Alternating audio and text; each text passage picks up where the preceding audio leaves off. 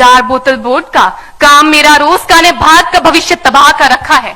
हम ना एक ऐसे समाज में जीते हैं जहां लड़कों से बात करता देख जो भाई हड़काते हैं, लड़कों से बात करता देख जो भाई हड़काते हैं, वही भाई अपनी गर्लफ्रेंड के किस्से घर में हंस हंस कर सुनाते हैं। और मैं बता दूं, महिला सुरक्षा के मामले में हम आज भी चौथे नंबर पर आते हैं।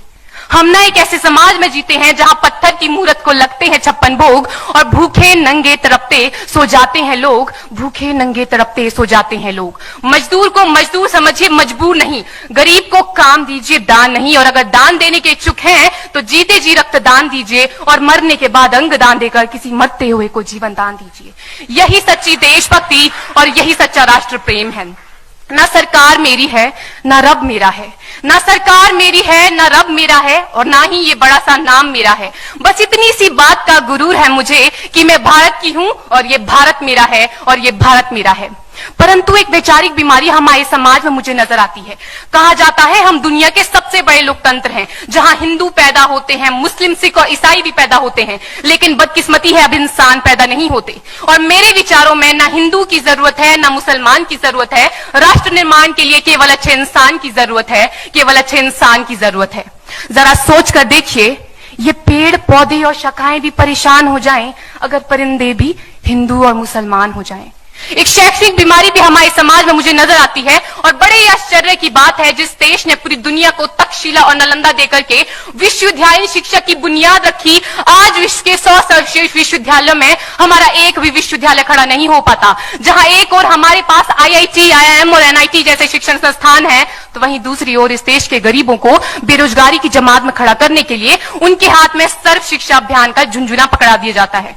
और मैं बता दूं, इस शैक्षणिक बीमारी का केवल एक कारण वो ये कि हमारे देश की शिक्षा नीति केवल 2 तरह के लोगों के लिए बनती है। पहले वो जो विद्वान हैं और दूसरे वो जो धनवान हैं।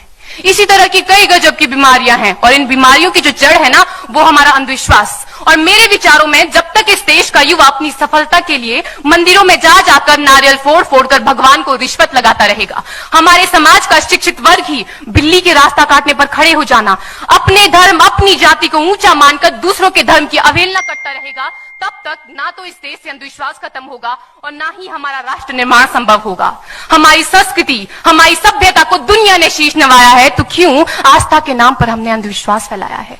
मेरे विचारों में हमारा राष्ट्र निर्माण तब संभव होगा जब इस देश में महिलाओं की पूजा नहीं, उनकी इज्जत की जाएगी। राष्ट्र निर्माण तब संभव होगा जब हम जातिगत आरक्षण नहीं बल्कि सामाजिक सशक्तिकरण पर बात करेंगे। राष्ट्र निर्माण तब संभव होगा जब स्वच्छता अभियान में केवल सरकार नहीं बल्कि सड़क पर चलने वाला हर एक नागरिक हाथ बंटाएगा, स्वच्छ भारत स्वस्थ भारत को दिल से अपनाएगा। असल मायने में हमारा राष्ट्र निर्माण तब संभव होगा जब एक गरीब बच्चा मध्याह्न भोजन के नहीं बल्कि ज्ञान अर्जन के लिए सरकारी स्कूल की चौखट पर कदम रखेगा। और हमारा राष्ट्र निर्माण तब तक संभव नहीं होगा जब तक एक नागरिक नैतिक रूप से सटीन, चारित्रिक रूप से भ्रष्ट, मानसिक रूप से दिवालिया, धार्मिक रूप से अंधा, राजनीतिक रूप से गंदा, स्वैच्छिक मान मूल्यों के आंकड़ों में जिन्न शिन्न पैपंदमयी अखंड भारत को खंड खंड करता रहेगा, तब तक हमारा राष्ट्र निर्माण संभव नहीं होगा।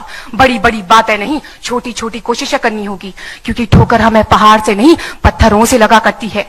I being an Indian, I being a student, I being a symbol daughter of this motherland feel proud to be an Indian। और मैं सैल्यूट करना चाहूंगी सरहद पर दिन रात हमारी रक्षा के लिए खड़े हर उस जवान को, इस देश की पुलिस, प्रशासन और किसान को, और इस देश के हर उस व्यक्ति को जो अपना काम पूरी ईमानदारी, पूरी मेहनत और पूरी लगन से करते हैं, जिनके बिना राष्ट्र निर्माण की कल्पना करना भी असंभव सा लगता है। और आज इस मंच पर पूरी जिम्मेदारी के साथ मैं भारत की बेटी ये कहती हूं कि हमारा राष्ट्र निर्माण तब संभव होगा जब हम सभी, मैं, आप, हम सब मिलकर प्रयास करेंगे, क्योंकि हमारे देश की जिम्मेदारी नहीं है हमें आगे ले जाने की, हमारी जिम्मेदारी है अपने देश को आगे ले जाने